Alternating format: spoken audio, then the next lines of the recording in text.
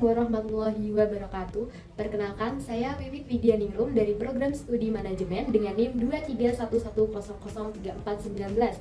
Di sini saya ingin menjelaskan tentang beberapa hal tentang pemasaran, yaitu sebagai tugas ulangan tengah semester mata kuliah Manajemen Pemasaran Lanjut. Di sini saya ingin menjelaskan tentang satu, konsep inti pemasaran, yang kedua, peran pemasaran dengan Indonesia Emas 2045, yang ketiga, tentang STP serta penerapan tool STP dalam sebuah perusahaan, dan yang terakhir ada model penelitian.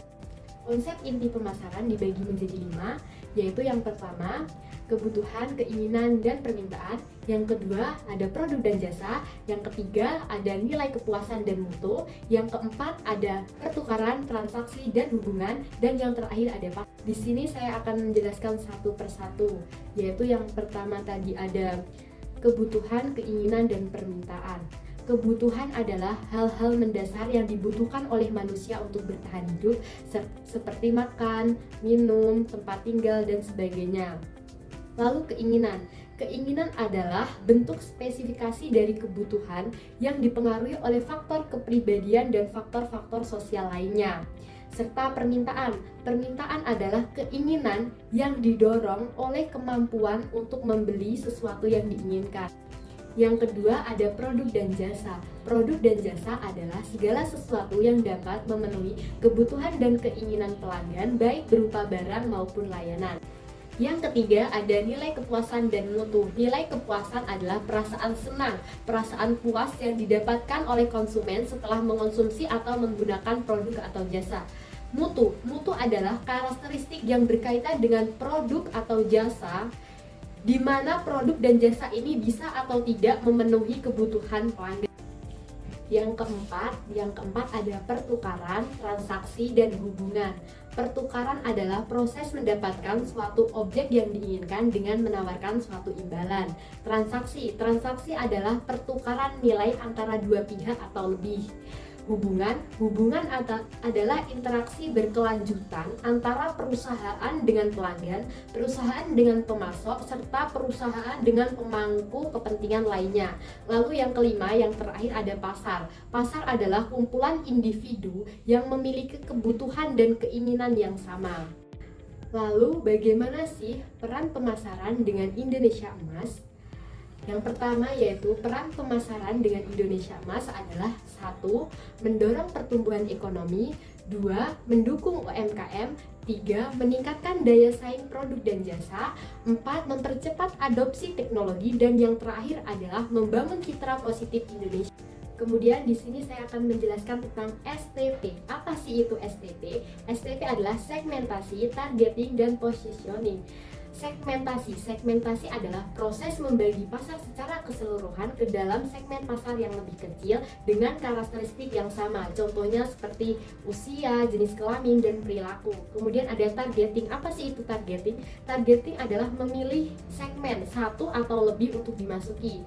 Kemudian ada positioning. Positioning adalah penempatan penawaran pasar ke dalam benak target konsumen. Di sini saya akan memberikan contoh penerapan tool STP pada sebuah perusahaan. Di sini saya memberikan contoh pada perusahaan tas. Yang pertama yaitu ada segmentasi. Saya menggunakan 3 segmen, yaitu yang pertama adalah mahasiswa atau pelajar, yaitu anak muda yang berusia 15-25 tahun yang menyukai fashion dan membutuhkan tas yang modis dan stylish namun dengan budget yang pas-pasan atau terbatas.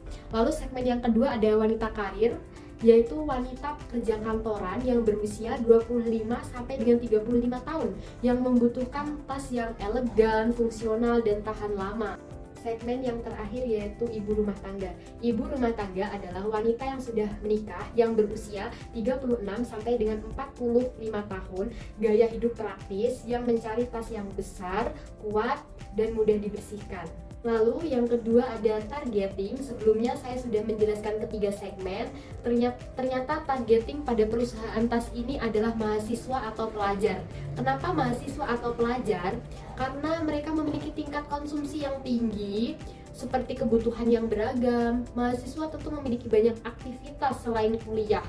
Jadi mereka harus memiliki tas untuk menyesuaikan setiap aktivitas yang berbeda.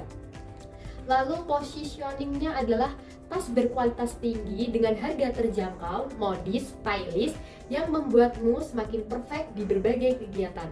Yang terakhir yaitu saya akan menjelaskan tentang metode penelitian, yaitu di sini saya mengambil keputusan pembelian. Di sini ada 3 variabel yang mempengaruhi keputusan pembelian, yaitu yang pertama ada kualitas produk, yang kedua ada persepsi harga, dan yang ketiga ada citra merek. Kenapa kualitas produk berpengaruh terhadap keputusan pembelian? Karena kualitas produk yang baik meningkatkan minat konsumen untuk membeli terhadap produk atau barang tersebut. Lalu ada persepsi harga. Kenapa persepsi harga berpengaruh terhadap keputusan pembelian? Karena harga merupakan salah satu faktor penentu konsumen dalam memutuskan untuk membeli suatu barang atau produk dengan harga atau budget yang mereka punya. Lalu yang terakhir ada citra merek. Kenapa citra merek mempengaruhi keputusan pembelian? Karena merek yang kuat bisa membangun kepercayaan konsumen. Baik, mungkin cukup sekian yang bisa saya sampaikan. Kurang lebihnya saya mohon maaf. Saya akhiri. Wassalamualaikum warahmatullahi wabarakatuh. Terima kasih.